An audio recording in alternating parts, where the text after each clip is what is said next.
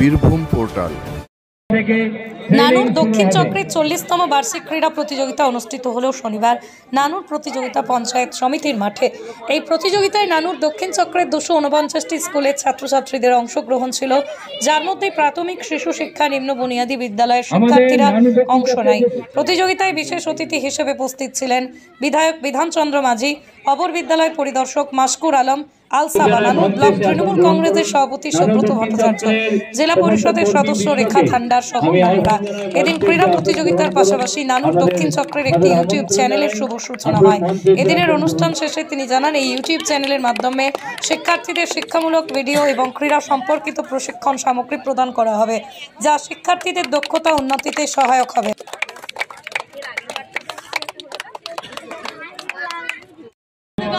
সকল শিক্ষকদের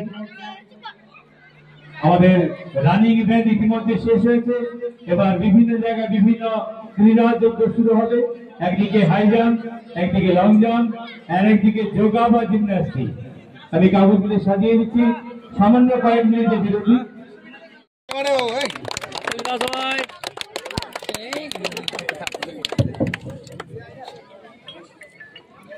আঙ্কেল কই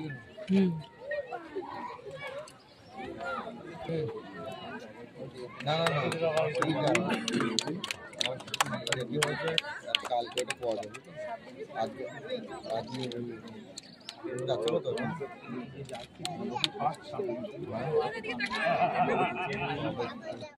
আজকে 40তম বার্ষিক ক্রীড়া প্রতিযোগিতা চক্র স্তরের নানুর পঞ্চায়েত সমিতির মাঠে অনুষ্ঠিত হচ্ছে। এখানে আমাদের 7টি অঞ্চলের 79টি প্রাথমিক বিদ্যালয় থেকে যারা প্রথম স্থান অধিকার করেছে অঞ্চল স্তরের খেলাতে, তারাই আজকে এসছে।